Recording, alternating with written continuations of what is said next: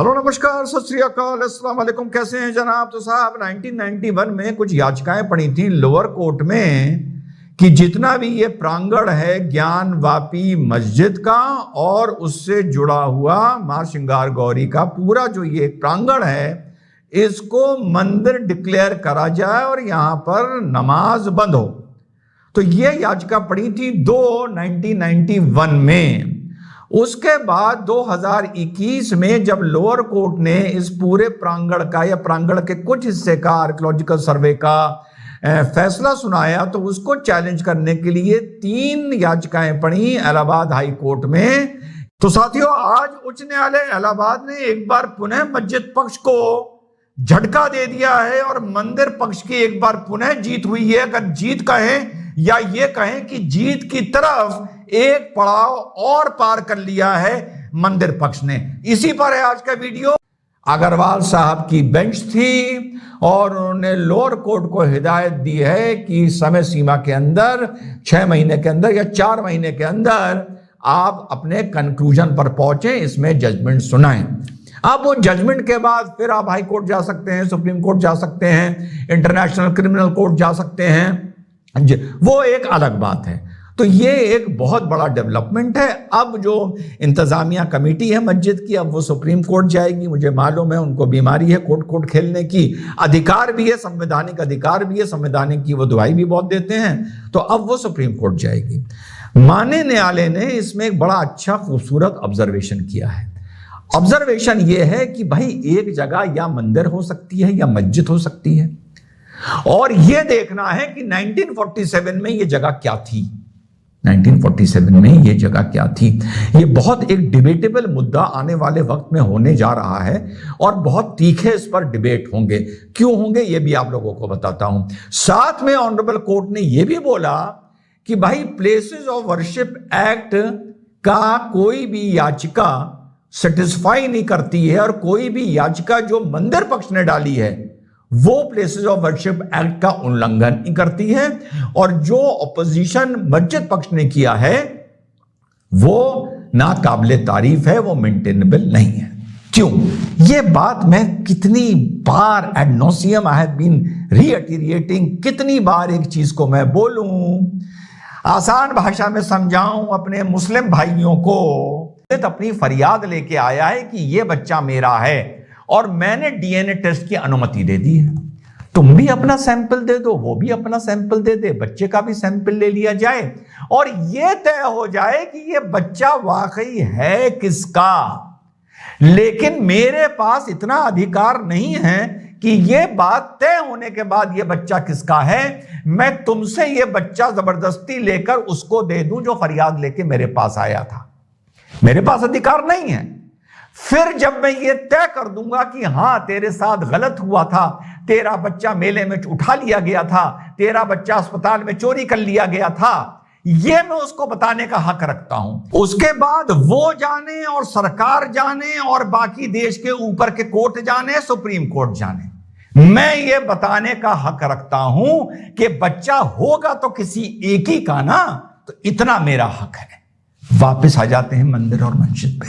यही बात मैं अपने मुस्लिम भाइयों आपको समझाता आया हूं कि प्लेसेस ऑफ वर्शिप एक्ट 1991 सर्वे से इसका कोई लेना देना नहीं है। उसका कौन स्वामी था ये जानना जरूरी है कि उस जगह का इतिहास क्या था। क्या वो एक कड़वा बदनुमा इतिहास था या मस्जिद वर्जिन लैंड पर बनी थी। अब इसमें मुसलमान भाइयों एक आर्गुमेंट ये आएगा कि अगर आप आने वाले वक्त में इस जगह का स्वरूप कानून को होते हुए बदल ही नहीं सकते तो इतनी मेहनत इतनी कवायद क्यों कर रहे हैं, ये आएगी बात। इसका जवाब ये है मेरे मुसलमान भाइयों, ये मर्जी अगरीव्ड की है, ये मर्जी पीड़ित की है कि वो करना चाहता है तो उसे दुनिया की कोई ताकत नहीं रोक सकती, नहीं रोक सकती। और दूसरी मर्जी इसके बाद सरकार की है कि सरकार अगर न्याय हित में इस देश की जो मेजॉरिटी कम्युनिटी है उसके साथ अगर कोई अन्याय हुआ है उसको ठीक करना चाहे तो कोई भी एक्ट सरकार के और उस सुधार के बीच में नहीं आता है। लेकिन सर्वे में अगर यह भी पता चल गया कि यह जगह मंदिर थी, तो रातों रात मस्जिद का वहां पर जो वजूद है वो खत्म नहीं हो जाएगा, चाहे वो मथुरा हो चाहे वो काशी हो। अगर पता भी चल गया बियॉन्ड रीजनेबल डाउट जिसको बोला जाता है, इतने अगर एविडेंस मिल गए।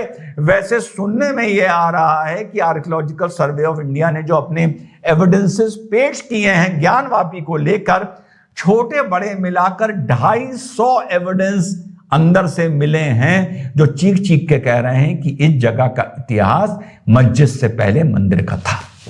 लेकिन फिर भी ये चीज तय होने के बाद कि हाँ भाई कुछ दाल में तो काला नहीं, पूरी दाल गड़बड़ है, फिर भी रातों रात ये मस्जिद मंदिर में कन्वर्ट नहीं हो जाएगी। हिंदू पक्ष की लड़ाई माउंट एवरेस्ट चढ़ने की तरह है, जैसे थोड़ा चढ़ो तो एक बेस कैंप आता है, फिर थोड़ा चढ़ो फिर एक बेस कैंप आता है, फिर आखिरी जाके चढ़ाई आती है जो सबसे तीखी और सबसे खड़ी चढ़ाई होती है।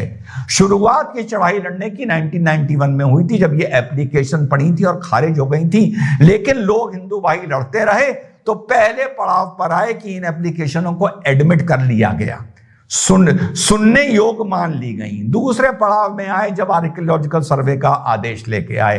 अब आर्कियोलॉजिकल सर्वे से जो नतीजा आएगा, फिर हिंदू भाई माउंट एवरेस्ट पर चढ़ रहे हैं, उसके बाद जब ऊपर जाके पहुंचेंगे कि हाँ साहब ये मंदिर था, साक्ष्य मिले हैं विदाउट रीजनेबल डाउट्स, फिर आखिरी चढ़ाई एक आगे जाकर आएगी जिसमें सुप्रीम कोर्ट का भी रोल होगा, जिसमें सरकार का भी रोल होगा कि ये जगह पुनः हिंदू भाइयों को, सनातन भाइयों को हैंड ओवर कर दी जाए या ना कर दी जाए। जब जब तुम सर्वे के खिलाफ लड़ोगे, मुसलमान भाइयों तुम ये डिक्लेयर करोगे कि तुम्हारी दाढ़ी में तिनका है, चोर की दाढ़ी में तिनका है, तुम्हारी नियत साफ नहीं है, तुम ही बेईमान हो। और ईमान का मतलब सिर्फ नमाज रोजा हज नहीं होता।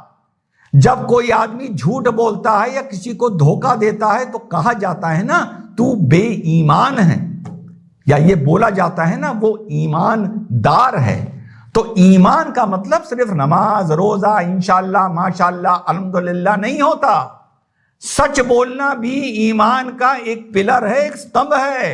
अगर नमाज रोजा स्तंभ है तो सच बोलना भी स्तंभ है, सच की गवाही देना भी स्तंभ है। तो यार इस्लामी नजरिए ही से कम बेईमान ना बनो। मैं 10वीं बार दोहरा रहा हूं पिछले 1 साल में कि ये जगह मस्जिद जो है, चाहे मथुरा हो चाहे काशी हो, मुसलमानों को हिंदुओं को नहीं देनी चाहिए। देखो 11वीं बार बोल दिया, नहीं देनी चाहिए, लेकिन खड़े होकर शाने से शाना मिला के इसका सर्वे कराना चाहिए। और जो निकल के आए एक बार बस कहना है भाई हमसे गलती हुई जो हम लड़े, क्योंकि वो तुमने तोड़ी नहीं, तुम उनसे रिश्तेदारी ना करो, सिर्फ तुम ये कहो यार हमसे गलती हुई जो लड़े, हमें यही यकीन था कि यार ये मस्जिद है, हमसे भाई भूल हो गई, चलो बताओगे क्या करना है, कहाँ मस्जिद बनानी है, कहीं हमको भी जगह दे दो। ये सरकार और हिंदू भाग के तुम्हें जगह दे देंगे यार, पूरी देश का माहौल बदल जाएगा, राजनीति का माहौल बदल जाएगा। तुम लोगों को मुसलमान भाइयों ये बात ही समझ में नहीं आती, लड़ते रहते हो, रुस्वा होते रहते हो। और कुरान शरीफ में भी लिखा है मैं जिसको चाहे इज्जत दूं, जिसको चाहे जिल्लत दूं। तुम मुझे गाली देकर पूछते हो कि यार रिजवान तेरा वकार कैसा है, तेरा उरूज कैसा है, तेरी इज्जत कैसी है, तुम्हें सब गाली देते हैं। अरे मुझे सब गाली नहीं देते, मुझे वो गाली देते हैं जिनको दुनिया और पूरा समाज गाली देता है। वो गाली तो मेरे लिए समझ लो दुआ की तरह है कि अगर मुझे वो आदमी गाली दे रहा है जिसको दुनिया गाली दे रही है, तो मेरे लिए तो वो गाली बहुत बड़ी दुआ हो गई ना, वो तो मेरे लिए मेडल हो गई ना। और तुम लोग कहते हो सब गाली देते हैं। अरे मुसलमानों हम सब नहीं हैं, हमारे अलावा भी बहुत समाज है, हमारे अलावा भी बहुत आस्थाएं और मानता हैं। उनका एहतराम करना सीखो, उनकी इज्जत करना सीखो। मानना ना मानना, सजदा करना ये एक अलग बात है। जय हिंद, वंदे मातरम, खुदा हाफिज। मंदिर पक्ष को एक बार पुनः बधाई इस जीत के लिए। और अगर वहां से ऐसे शाख्स निकलते हैं तो मैं दुआ करूंगा कि मुसलमानों में ये अकल आए, शर्मिंदगी के साथ वो जगह मंदिर के लिए दी जाए, शर्मिंदगी के साथ। जय हिंद, वंदे मातरम, खुदा हाफिज।